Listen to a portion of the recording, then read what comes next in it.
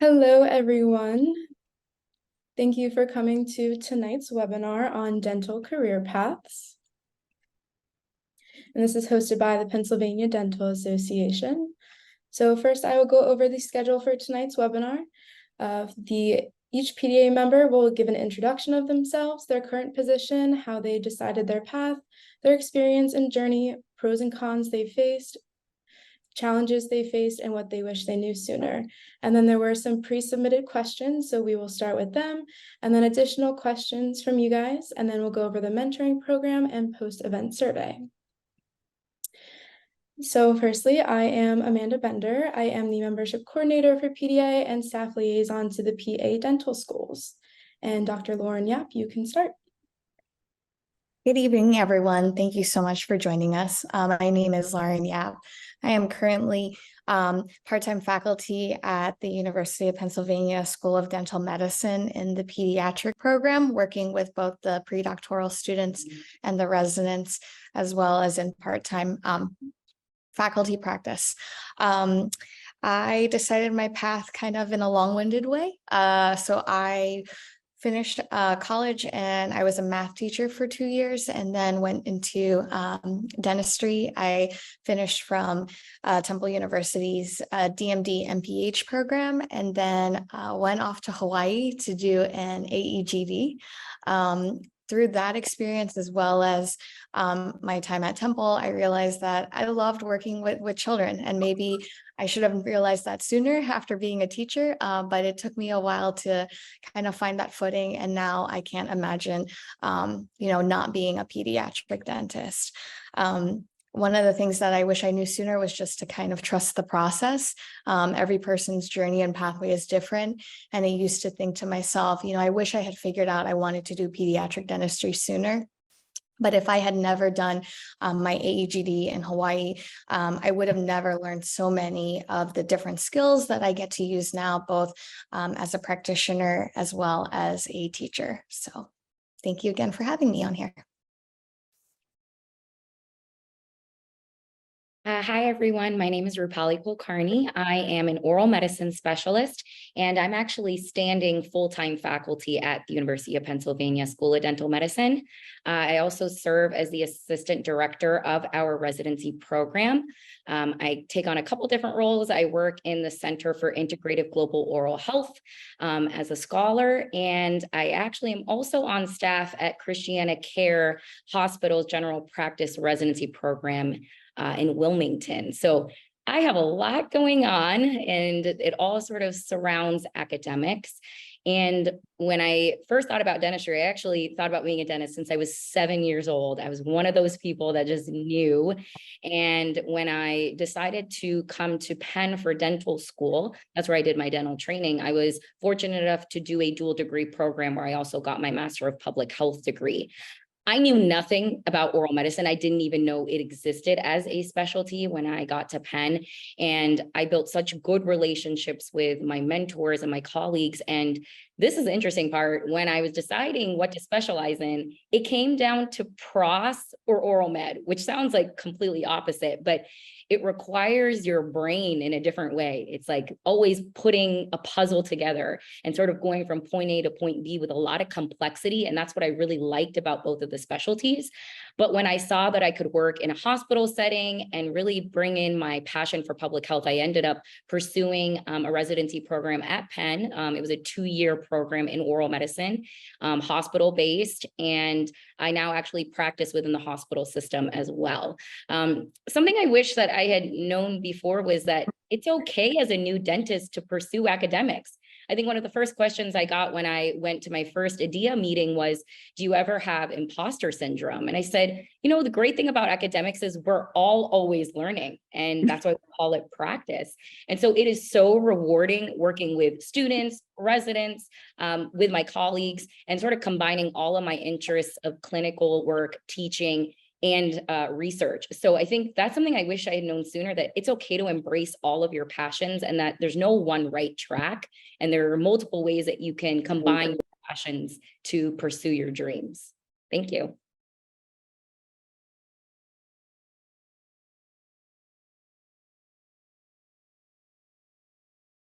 Hi, everybody. Ooh, sorry, one second. Okay, I hope everyone can hear me. Hi, I'm Neva Tucker. I'm a private practice owner. I graduated from dental school in 2012. My father is a dentist in New York, and so my plan was always to head back to New York and practice with my dad and his 4 offices at the time. And it just seemed like life had other plans for me. So I ended up doing a residency in Reading, Pennsylvania. I did a 1-year GPR. And then from there, I sort of fell in love with Pennsylvania and I stayed. I worked in a few different settings. So Medicaid heavy practice first. I worked in a community practice on FQHC for a few years, and then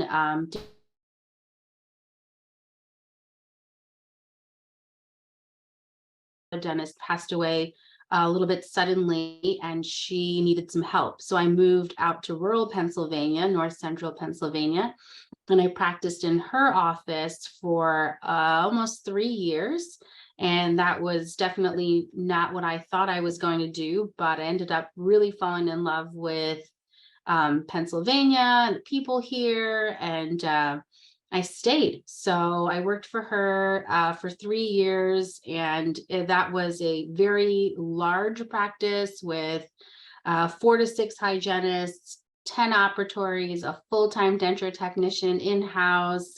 And really through a process of elimination, I figured out that my career path really is what I'm doing now, which is private practice, but in a small group setting, a small setting, not a group setting, a small setting. I'm the only practitioner. I have 5. We work hard, but we're a family. And I think that that is what I found I wanted. So I see maybe 4 to 6 patients a day and life is good. I think I wouldn't change anything. So in the 11 years, I guess, since I've graduated, like I said, a GPR and then a Medicaid practice, an FQHC, a private practice, dental health management solutions, and I did Army Navy recruitment screenings in dentistry. I've done lots of different things as a dentist. I've taught at Penn, and I found that I really like kind of the balance that private practice ownership affords me. Pros, obviously, the autonomy and the ability to curate your career that way. But one of the biggest cons, I think, is being a business owner and all of the things that comes along with being a business owner. So all of the ups and downs and all around, managing personnel and staff shortages and figuring out when to call a snow day and some of these things that people don't think are super important, but when other people's sort of livelihoods depend on you. Yeah. So lots of challenges along the way, but I'm again grateful for all of them. And I don't think I would change very much. I guess what I wish I'd known sooner is some advice I was given quite some time ago, which was, it's a marathon, not a sprint. And I think in dentistry, we try to achieve success by metrics that are fast and furious. Can I fix this problem in an hour? But the profession of dentistry requires a little bit more steadfastness and just to take your time and to recognize that the success is measured in decades. So I think that that's my biggest lesson learned.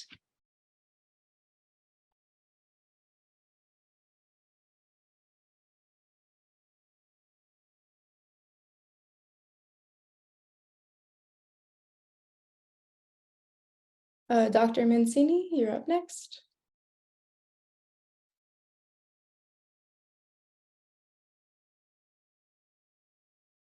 Not sure if maybe he disconnected. Dr. Foer, if you want to go next. Happy to do that.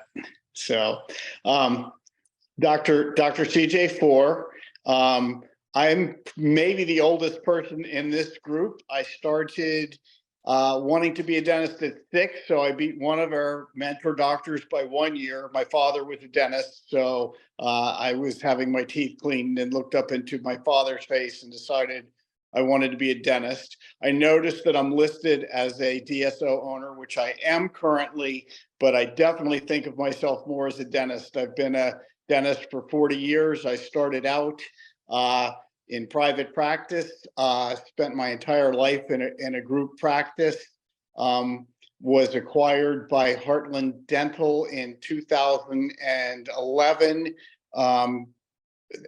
Hated the thought of corporate dentistry, learned that it wasn't as bad as I thought, and formed my own DSO, which is Progressive Dental Concepts, formed that in 2019. We have about 18 practices in central Pennsylvania. So I've been an associate, an owner, a partner, part of a DSO, an owner of a DSO, and I've taught in an AEGD program for 10 years. So I've got a little bit of everything in my resume bag, but delighted to be here. And I'm so happy that the students that signed up to be here, you're wise to listen in on something like this, and I applaud you. That's it. Awesome. I did see Dr. Mancini did get back in. So if you are ready to go next, go ahead. Sure. My name is Jim Mancini, and I am a general dentist practicing public health. I practice in rural Pennsylvania, a little town called Meadville. And if you quickly say, well, what's a pro and con? Well, the internet in Meadville is really terrible, as I just got bumped off 5 seconds ago. Anyway, so I am the clinical director for dental services for Meadville Hospital.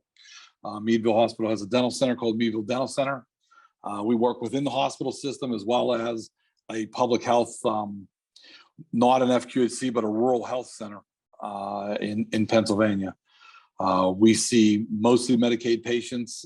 We see patients from literally all over Northwestern Pennsylvania. I've been working here in Meadville for 3 years, and for the 20 years before that, I worked in other public health settings. I was in private practice for about 17 years. I love private practice, but a friend of mine actually talked me into coming to help him out of the public health office. And when I started doing that, I just realized that this was my path. And I sold my private practice and have been practicing full time in public health for quite a few years. I've been doing this for a long time. I can tell you both sides of the equation as far as practice, privately versus publicly. Pros and cons.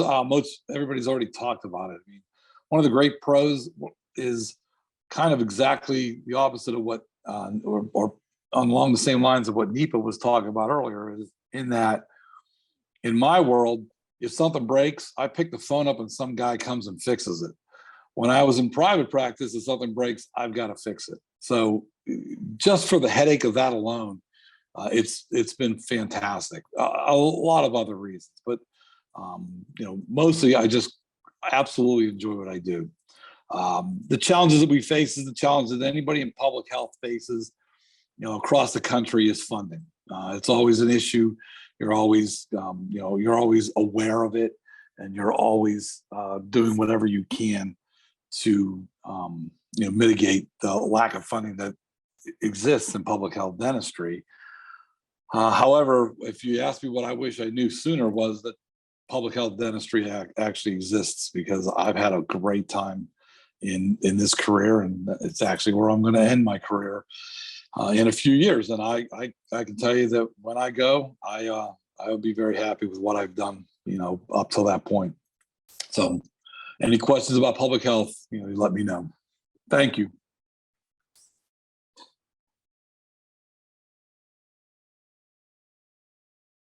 I'm going to go next. Hi, I'm Dr. Selena Nguyen. I'm a dentist at a nonprofit organization in North Philadelphia called Project Home, which combats homelessness, but we do have an FQHC that is under that nonprofit organization. I'm also an adjunct faculty member that I also teach the Temple students that rotate through our site as well. So that's my other position. I was close, but I'm probably third in line. I knew I wanted to be a dentist from when I was 9 years old. And it was mainly because I had gone through so much dental work with personally, from a young age all the way up until probably college. Pretty much everything that you can think of, from gum and bone graft to implants to crowns to braces. I've pretty much had it all. And it really created a sense of importance of dentistry in my life, because my parents were small business owners and didn't necessarily have dental insurance for our family. So it made me really be appreciative of my parents being able to afford the dental care that I needed. And I wanted to be able to provide the same services for people who may not be able to afford, or families who may not be able to afford, as my parents were able to, or at least make a larger impact in someone's smile and confidence. Because I knew I wanted to be a dentist so early, I did a 7-year program from Temple undergrad to Temple Dental School, and I graduated in 2020. I went straight to work. I first started at a DSO. I was Medicaid based, and I really loved the population that I worked with. However, that model was a little too fast paced for me, and I got burnt out really quickly. And so I decided to then switch into kind of the opposite, into a more boutique, small private practice. And while I did enjoy the aesthetic work that we did, I wanted to be a part of something bigger, and have a larger impact in the community. So that's when I then switched last year to work at an FQHC in a very underserved population in Philadelphia.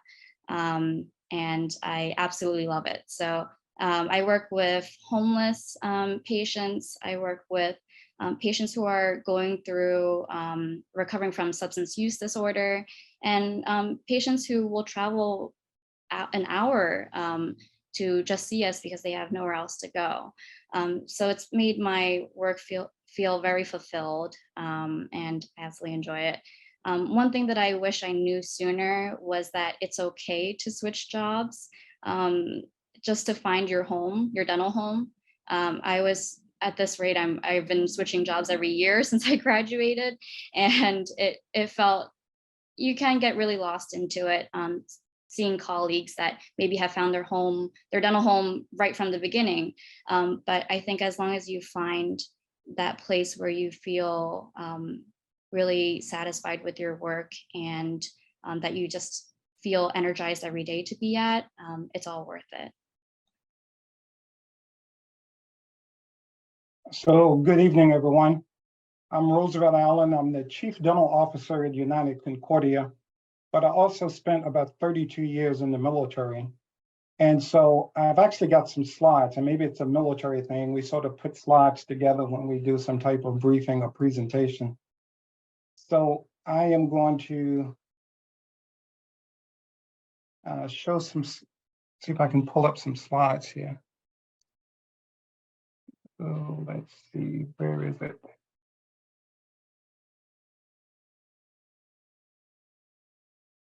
Give me a minute. Can you see the slides? Yes. Yep, so I'll run through these slides real quick, and I think that will answer a number of these questions. So I grew up in Virginia, went to undergraduate school at Lincoln University, which is a small liberal arts school in Pennsylvania. And actually, when I was at Lincoln, I decided to pursue dentistry. So I was late deciding I was going to pursue dentistry. I was actually a chemistry major, was going to pursue, and I did work for a pharmaceutical company, SmithKline, for a while, and then decided to go off to dental school. I went to Howard University and finished dental school. And then after dental school, I was trying to decide what I was going to do. I graduated in the mid 80s. And any of you that were around that time, interest rates were very high, about 16%, 18% to borrow money.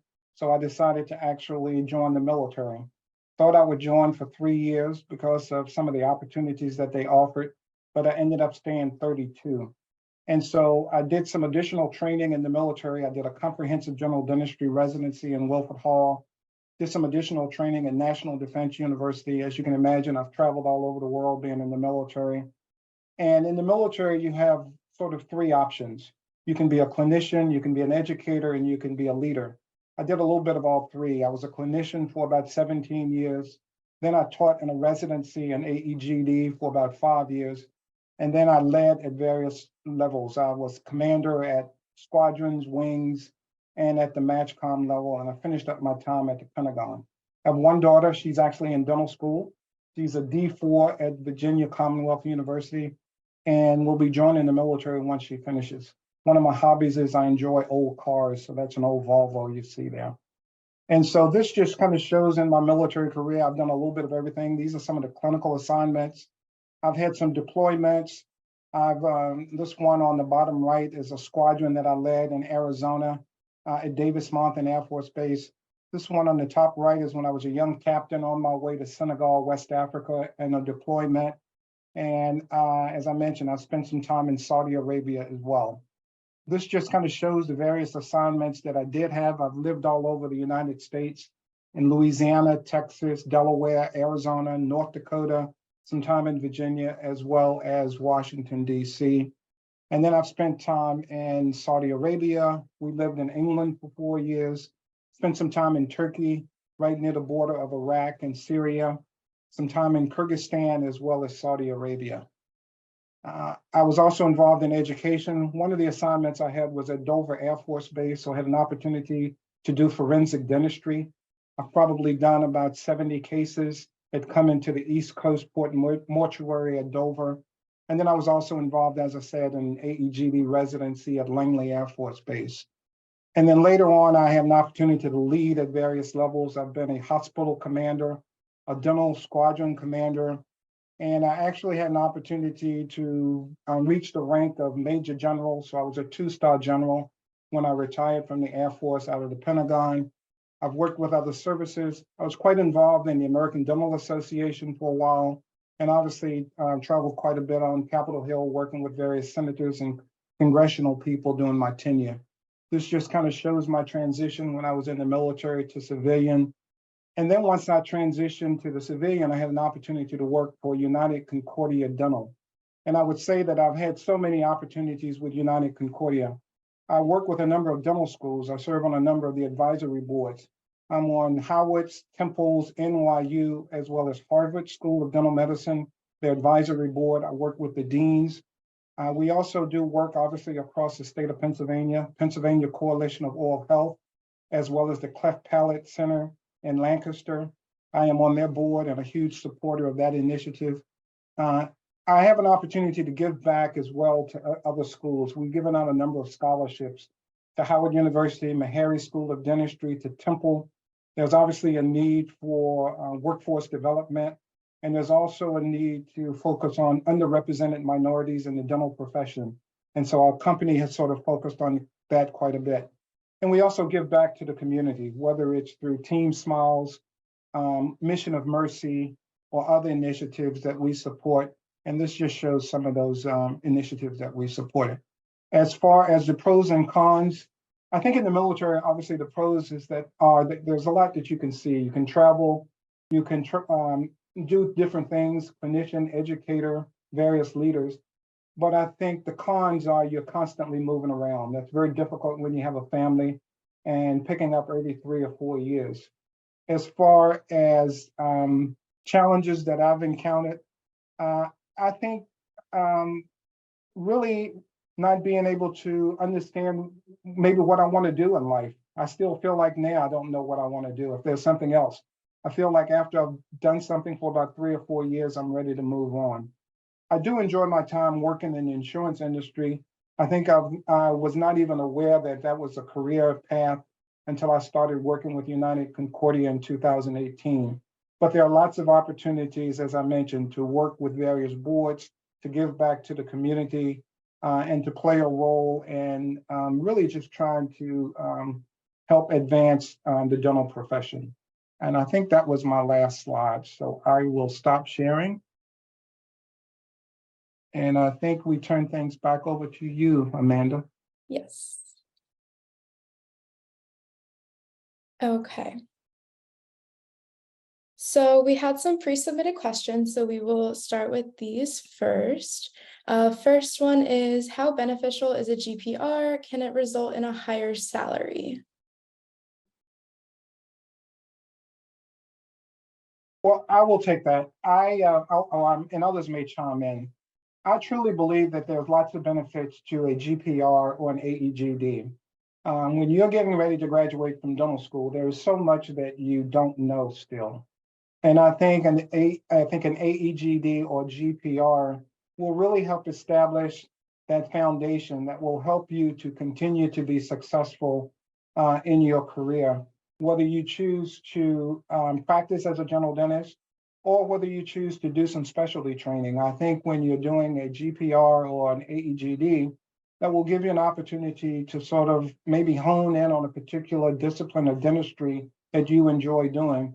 And it may help you in making a decision as to whether or not you want to specialize. I think you will improve your skills. So I think when you improve your skills, that provides an opportunity for you to make a higher salary. But those are just my thoughts, and I'm sure there are others who will weigh in and provide their comments as well. Can I tackle a little bit of this? I'd like to weigh in. I've taught in a GPR. I've also mentored in private practice, and I think can both be beneficial. In an AEGD, you certainly get a lot, and it's certainly presented in a very structured format. But I've also seen mentoring in private practice that also can do very, very well. So I think it's, depends on how you're wired and what you're looking for. So I think both can be beneficial. To add on to that, so I did an AEGD after I graduated dental school.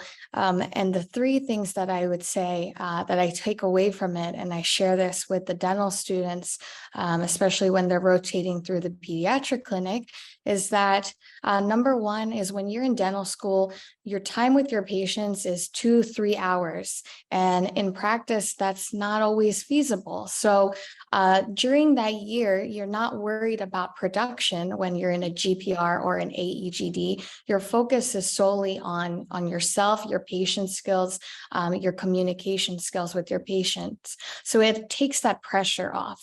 Number two is that I tell the students to do their research when looking at GPRs versus AEGDs. What is your goal? Some students say to me, I don't want a 5th year of dental school. So I tell them, really do your research. See if this program is the right fit for you. Is it something that's going to help you, as the previous colleagues of mine have said, is this something that's going to help you hone in on a specialty, or is this something that's going to allow you to see more patients and understand why you treatment plan things in phases? Why do we ask these questions? When you're in dental school, it's all about kind of like, I need to get the signature to be able to do the procedure. And then I can't do this procedure until I finish this other procedure. When you have a GPR experience or an AEGD, you start to see the why behind it. In dental school, it's, these are the steps.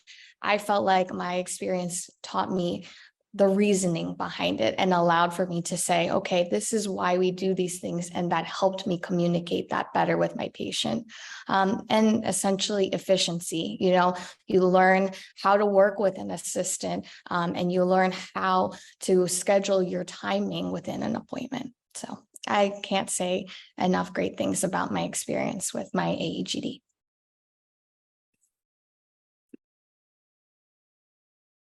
So just to provide a sort of different perspective, in addition to being a staff member of a GPR, Penn actually opened up an AEGD program in which I was one of the inaugural faculty of. So I've seen the perspective of both GPRs and AEGDs. I myself considered doing a GPR prior to specializing. So I think the benefit really comes from what are your sort of longer term goals, or two, are you still trying to figure things out? As I mentioned, there's really no one right track. And so one of the things I consider is not all programs are built the same. And so if you're looking to get more hospital-based experience, or you're looking to work with a certain population, I think it's important to consider how the program is built, the location, as well as the types of procedures you could potentially be doing while you're there. So in both GPRs and AEGDs, some may be attached to an FQHC or an academic institution. Some may be attached to a hospital. And so there might be other programs there of other specialties. And so one of the things I sort of encourage our students to think about is, what what would you want your ideal sort of practice time to look like? And what did you not get enough experience of while you were in school? So to me, I'm biased as an educator because I think more education is never a bad thing. At the same time, I know people who have gone straight to practice, who have found that mentorship where they're able to actually take the time to learn. I think it has become rarer. So I think there's a huge benefit to pursuing a GPR or AGD.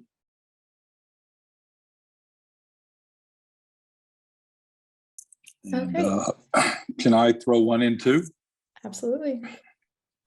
So I'm going to throw in the other side of the coin, which is, a lot of people that when you finish dental school and you're considering that, one of the things you're probably thinking of is just that I need to get out and work. And working in an FQHC, in my career in FQHCs, I have hired about 10 dentists who've come right out of school, came right to my practice. Like many of my peers that run FQHCs, if I'm hiring somebody out of dental school, I know what what their pace is. I've worked with dental students, so I know I'm hiring someone that's not going to see the 40 patients a day that I can see. That's okay. I have no problem, as everybody else said, about mentoring somebody. I've done it. Like I said, I've had 10 myself who have all gone on to either stay in FQHCs or gone on to private practice. What's the benefit? I can in an FQHC, any of them. I'll use my program because we just hired somebody who literally just graduated. I can pay you far more than any GPR can. I'm not going to. None of us will actually ask you to do 20 patients a day. We know that that's impossible. No one wants to see you fail. Plus all the benefits that we can offer. If you're saying, I don't know about going to a GPR because you don't want to do a fifth-year dentistry, but you want an opportunity to learn, spend some time in an FQHC. Every one of them is busy. Every one of them has whatever dentistry you want. And, you'll get, your skills will get much, much better just working in the field. So just that side of the equation for you. Thank you.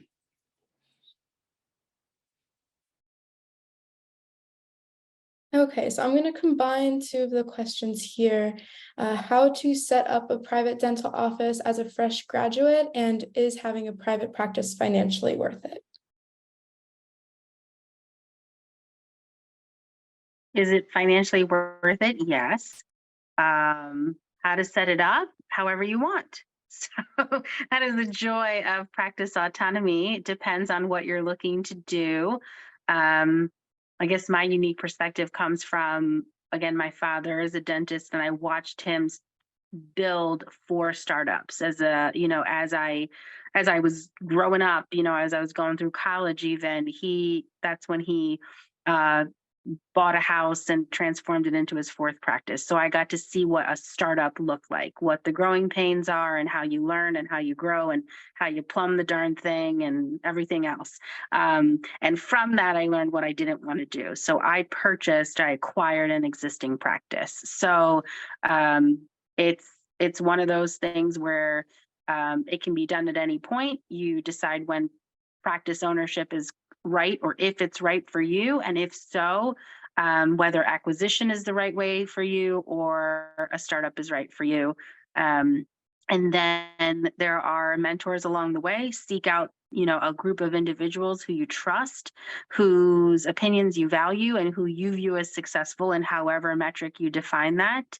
And that needs to be your team. So that needs to be the people that you rely on and count on for support and for encouragement.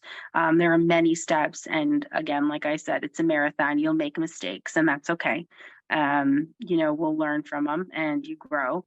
But private practice ownership is incredibly rewarding, not just financially, but from the perspective of just, professional, confidence and competence and everything else that comes along with being a small business owner. So I think it's still a very good way of doing things. It's just it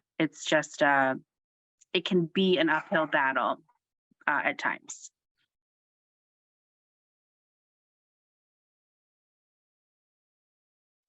I can add a little bit.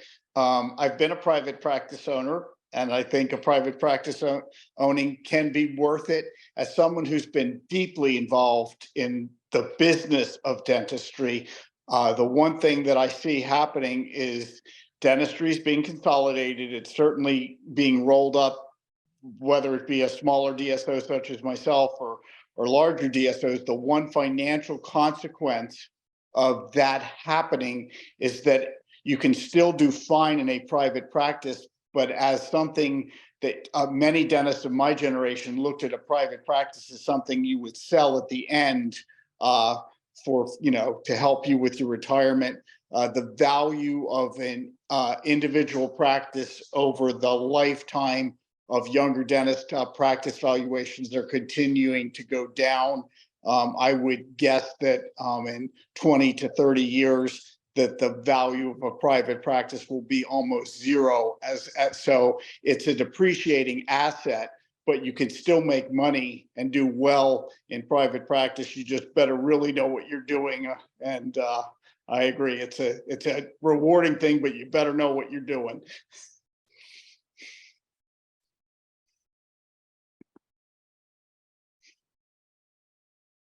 Okay, we'll go on to the next one.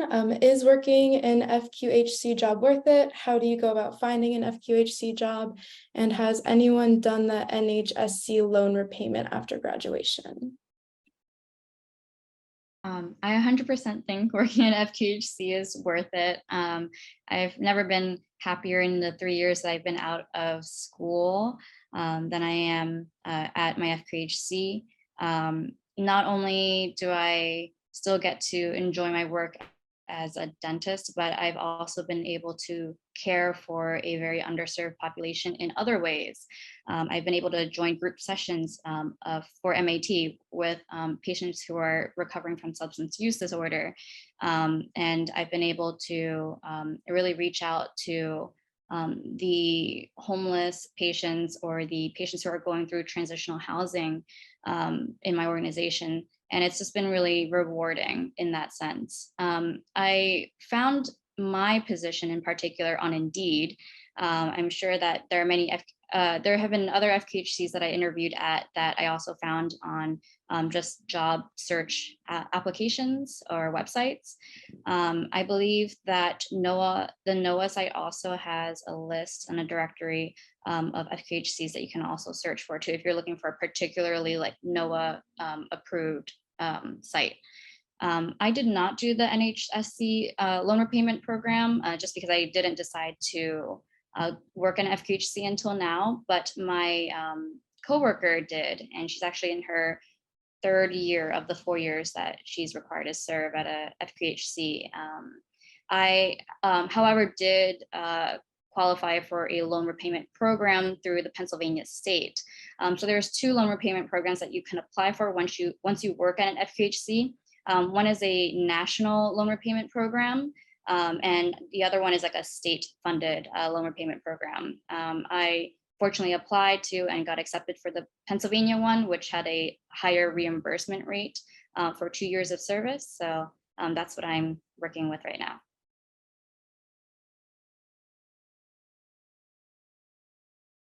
And I'll tag along with Selena on this one. As again, I've been working at FQHCs for a number of years. I've actually had 6 employees that were NHSC loan repayment awardees in my career. Much like what she was saying about, for FQHC jobs, there's a number of different job banks. The National Network of Oral Health Administrators, which is NOAA, that has a great website. I literally just had a conversation with their executive director a week ago about linking that his job bank with the American Dental Association to promote FQHC jobs. You can, as Selena said, you can look on different job sites because they're posted everywhere. The big question is, where do you want to live? Because I can tell you that there's, an FQHC out there, in pretty much every corner of the country. Pennsylvania has quite a few. Much like Selena said, we also have state-related loan repayments. And, working at FQHC, you automatically qualify for that. Most FQHCs will help you apply for a National Health Service Corps, at least a lot of them do. So if that is a concern of yours, they'll be more than willing to help you do that. You do need to do your homework. There are certain things that you're going to want to ask questions. If you're going to go work for an FQHC and hope to get loan repayment, you're going to want to know what their HPSA score is, which is the score that they use to weigh, one person versus another person with regards to, awarding this loan repayment program to you. And so those things are important questions you may want to ask. If you say, if the question is an FQHC job worth it? Again, I left private practice to go to FQHC. I can tell you it is more than worth it.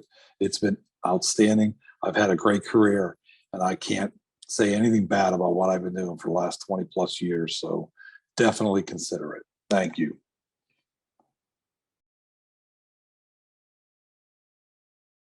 Okay, I'm going to combine another 2 questions. What did you do in dental school to help you figure out which specialty you wanted to pursue? And what is the best advice for establishing a good career in the field, specializing or no? Well, I'll just start out by saying when I was in dental school, it was easier for me to figure out what I did not want to do than to decide what I wanted to do. So as I mentioned, when I entered dental school, I didn't even know oral medicine was a specialty. And I had the opportunity to learn a lot about all of the specialties early on, just because I was curious and a little bit proactive about sort of building relationships, especially with our community oral health department and our Department of Oral Medicine. So I know Dr. Yap, for example, said that she loves working with children. I already knew I did not want children in my dental chair. And so I crossed off pediatrics early on.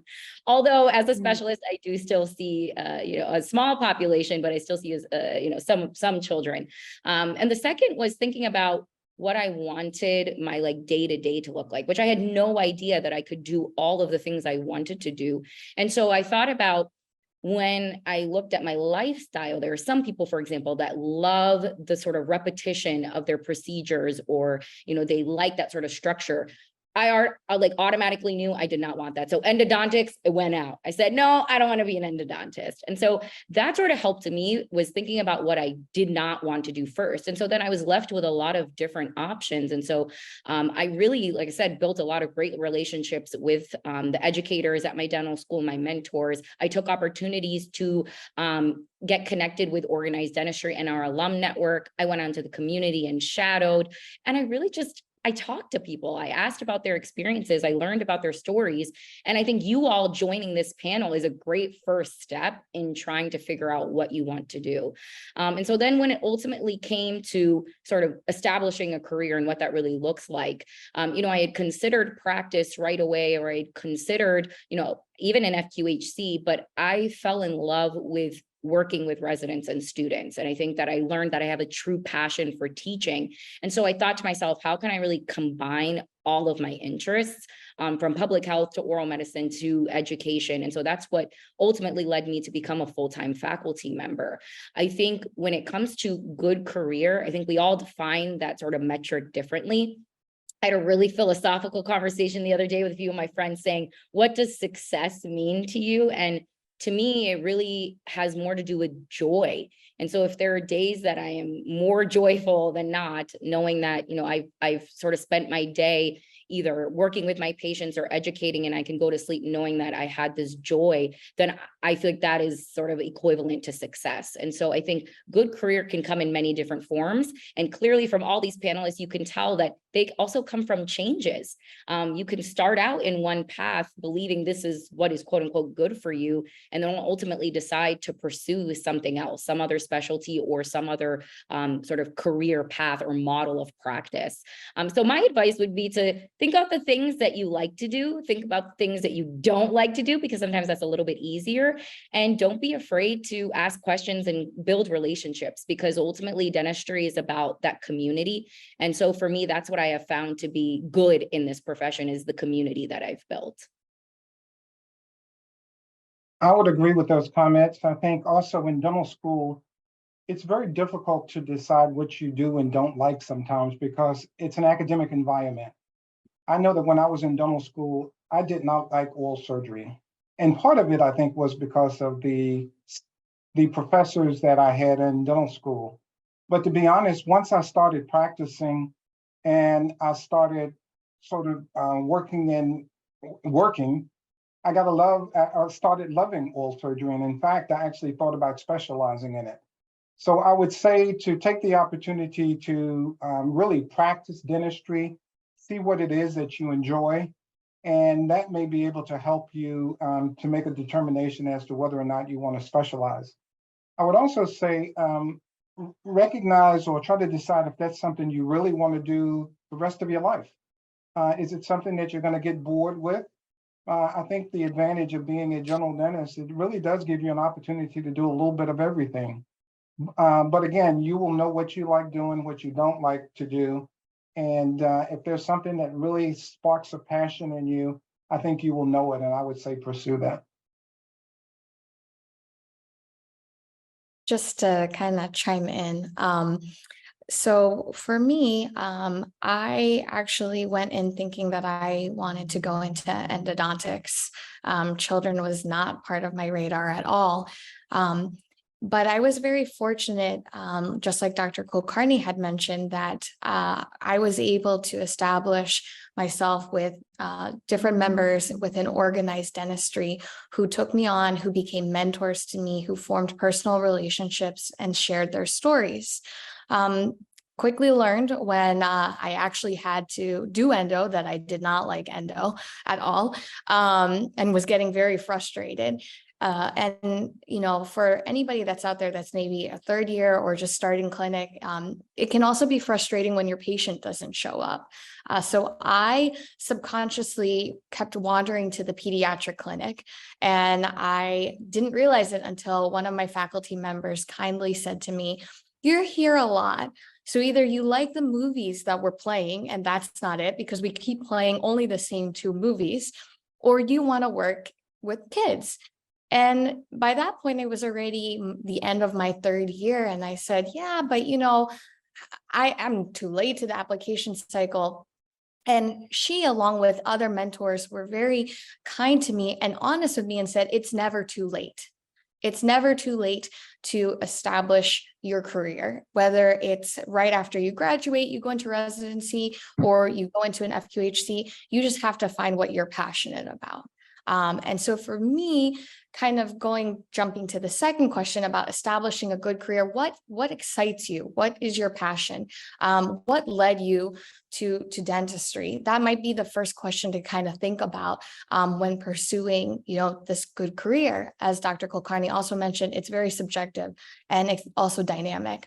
So don't be frustrated if that answer perhaps isn't in bold letters yet and is kind of murky and you still have to figure that out, because doing an AEG helped me realize that, yes, I am one of those people that loves working with children in the dental chair. You know, crying is singing. Now it's not, but it allowed me to kind of reframe and see that, you know, there was a reason why I went into teaching right after college. There was a reason why I went into pediatric dentistry, that clinic, whenever my patients didn't show up. And so the most important thing that I could say in terms of establishing your good career is being open to those around you, because you can find a mentor in the most unlikely place. A lot of people in our profession want you to succeed and want to help you. And sometimes they can see things before you can. And I was very fortunate and lucky to have people in my life that gently steered me in times that I wasn't sure myself.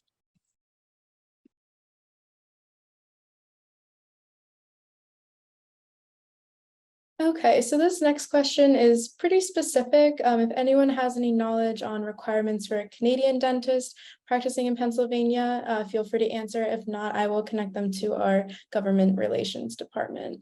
So if anyone has any advice. I do. The last person we just hired at Meadville is from Canada. Went to dental school up in Toronto. Went to undergrad in Pennsylvania.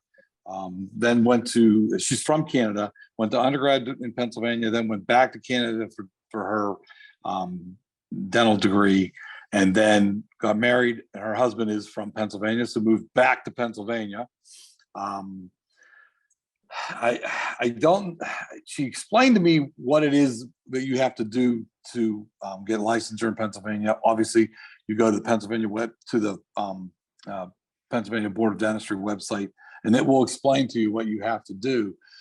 But I know it wasn't a whole lot of work because I talked to her about 4 or 5 months before she got back to me to said whatever it was she had to do, she was completed and she was licensed in Pennsylvania. And then our hospital hired her. So we've done that. If you need a specific answer, I can literally put you in touch with her and she can tell you exactly how she did that. Okay, I can connect that student with you after the webinar as well. And then on to the next page, and then it'll be open to questions from the students attending. So I am planning to go to practice straight after graduation. I want to know what things I should know before practicing. I can jump in. Go ahead, sorry. No, you go ahead. Well, I was just going to say, I'm just thinking back to when I did do a residency, but once I finished my residency, obviously it was time to start practicing. And one of the things that I wish I knew was what questions to ask, what the philosophy of care is at the practice where I'm headed. So it extends further than what type of bonding agent do they use or how much time will you have to do a filling. It has a lot to do with how comfortable you are with how conservative or aggressive treatment planning is, who makes decisions in terms of, even like the type of music they listen to. Like it take a little bit of time to live in the space, to be in the environment, to ask the questions that are going to make for you a successful day as a dentist, right? So think about what it means, what procedures you're comfortable doing, how you feel you work best, and then make sure that the philosophies align. And I think a lot of that has to do with, call it soft science, if you will, but I think a lot of that has to do with how comfortable you'll feel when you graduate and go into private practice. One of the quirkier things I think it's important to know is how to quit. And people think that's really funny, but if you're not happy, you need to know how to gracefully exit. And that is a very good life lesson. So take some time to think about what that looks like for you. Although I wish that your first job is your last, oftentimes that's not the case. And you do need to know how to make it clear what your expectations are, make it clear how to communicate when your expectations are not being met, and figure out when it's appropriate to reconcile the discrepancy and when it's appropriate to walk away. So I think all of those things are really important. Call it introspection before you graduate. Sit down, take some time, think about what kind of dentist am I? What kind of dentist do I want to be? What kind of place is going to help me grow into that? And what do I do if I've made a mistake or if it's not the correct decision for me at this time? So where do I go from here? So make sure you take some time to think about that. And then again, surround yourself with people who can give you honest feedback about what to do if you run into an issue. Yeah, I'll hop in real quick and just say that I think one of the bigger mistakes, especially younger dentists make, is believing that everything about dentistry is clinical. So I think you made a great point.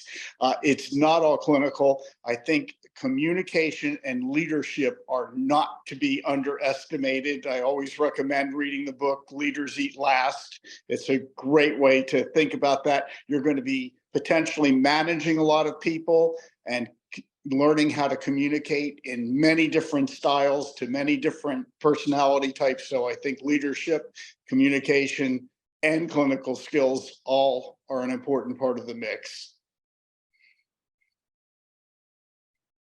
Okay, how feasible is it for someone to open their own practice right out of dental school, and how much would it typically cost?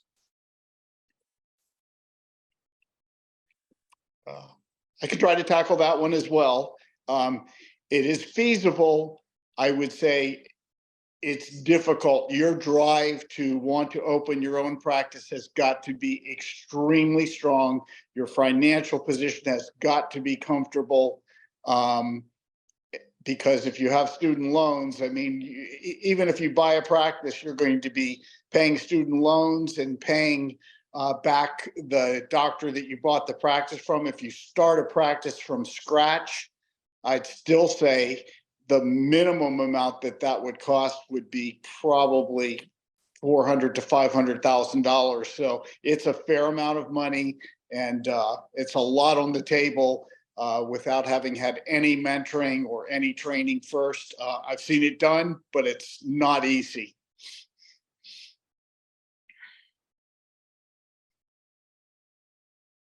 Okay, how do you think a one-year GPR or AEGD differs in a new grad's career growth compared to taking CE classes while working? So I'll just say, as I'd mentioned before, given that not all programs are built the same, not all CE is built the same. So this is like the most common question I get from fourth year dental students is, what CE is out there. So I'm heavily involved in organized dentistry. I actually sit on our annual meetings committee for the ADA. And I had the fortunate pleasure this year of being in charge of our hands-on CE courses for our upcoming conference. And so the one thing that I've noticed is there is a lot of opportunity to learn. One of the things you could consider if you are interested in going straight to practice is seeing if you have access to CE at your own dental school. So many dental schools will give you access as an alum for a certain number of years for free CE. So one thing you should certainly take advantage of is that while you're practicing.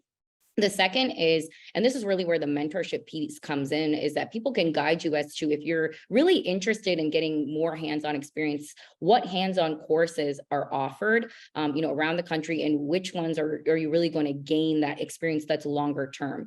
Because one of the things I think about is there is a difference between consistency in sort of that daily practice versus just doing one weekend of one type of procedure in one course. And so I think the philosophy behind how you learn is something to consider. The second is sort of doing your research as to what type of CE is out there. Like I said, ultimately, if you're unsure of where you'd like to go, or if you want to specialize or the model of practice that you would like to pursue, then a one-year GPR AEGD can certainly be the right path.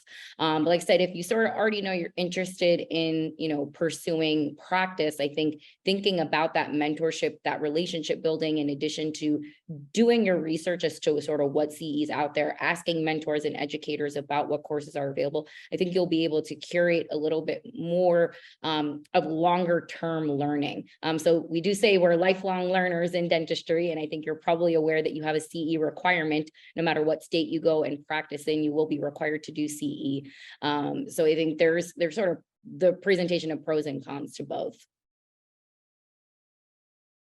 I did a GPR after I graduated, and I like to describe my experience by saying that I learned how to do what I already knew how to do, but with a little bit of swagger. So I got a little confidence. I achieved a little bit of speed.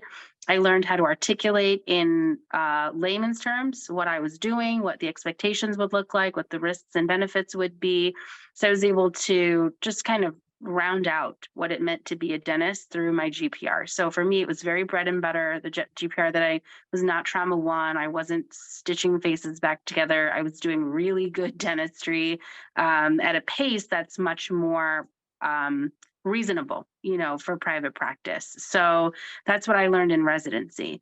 I've taken a lot of continuing education since I've graduated, including the complete Pankey curriculum, part of the COIS curriculum, some of the SPEAR curriculum. And I will tell you that although all of that is extremely valuable, it is a huge waste of time and energy if you don't implement what you learn. So you can take as much continuing education as you want, but if it doesn't become a part of who you are as a professional, it is just, like a television set talking at you. So I think in terms of continuing education, as you look to excel to the next levels, whatever that looks like for you as a practitioner, implement what you learned. Take some time. Don't rush through and think, I got to get through this. I got to get through this. dentistry is interesting, or this adulthood of dentistry is different. And I say that because you, before this, are always looking at your life in little packets of time, right? College is 4 years, dental school is 4 years. There's a beginning, a middle, and an end. And then someone hands you a diploma and they say, here's the rest of your life. Here's a career. Go ahead and pace yourself. Be as successful at your speed as you are comfortable and as confident as you aim to be. And so I think just pace yourself, take your time, take continuing education at the rate at which you want to learn and grow as a dentist, but don't rush through. I mean, that's to me a waste of time and energy for you and the people that are taking the time to teach you. So make sure that you are comfortable recognizing that CE is for one thing and GPRs and AGDs are maybe for a different thing. Okay, I'm going to combine two more. When do you know when it is best to become an owner in your career, and some tips for achieving practice ownership as a recent graduate giving competition from DSOs?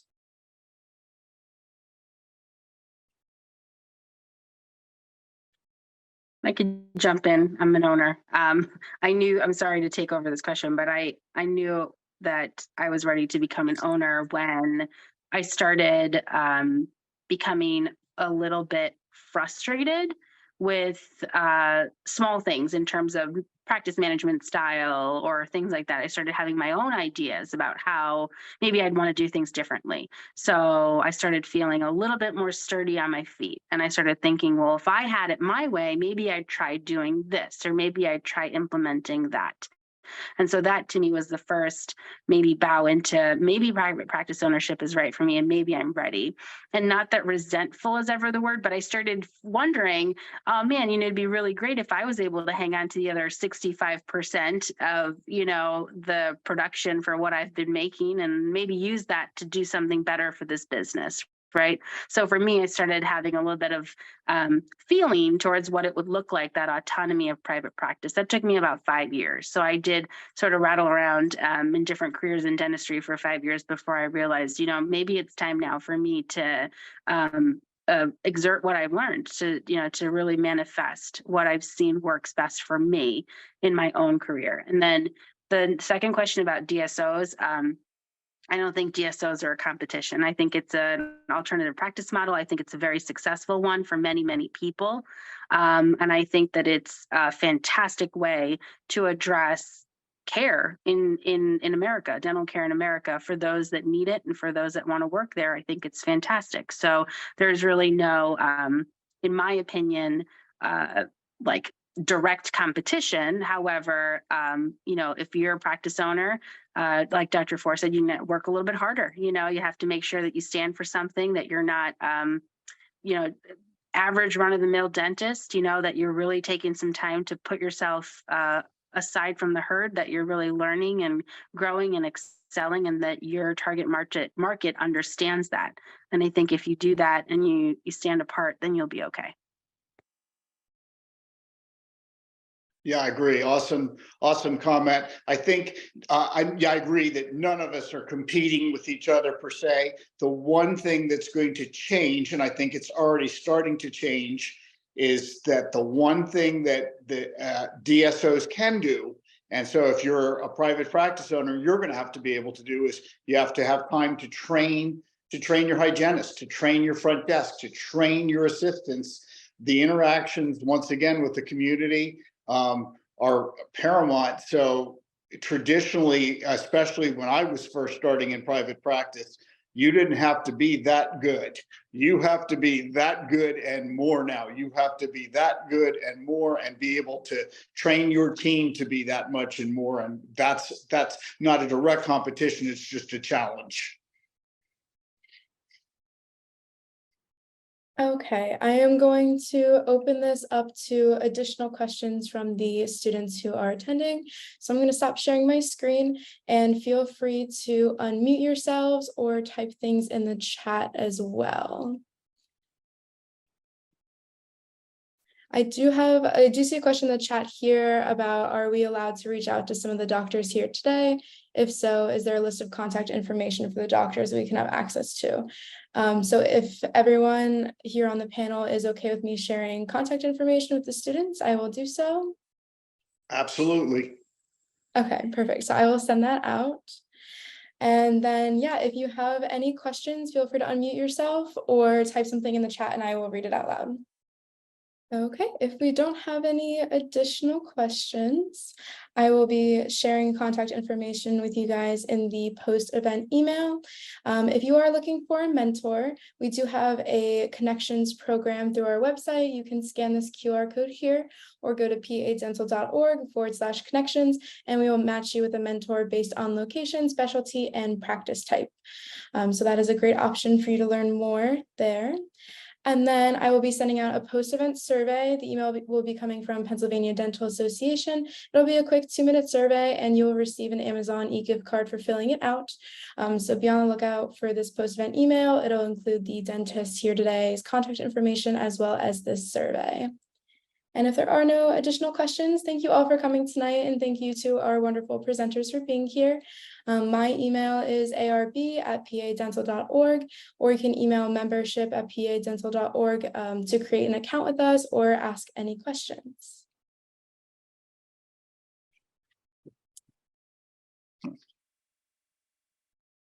And if there are no additional questions, everyone have a wonderful night and thank you all for coming. Thank you. Good night. Thank you. Have a good evening. Thanks. Thank you so much.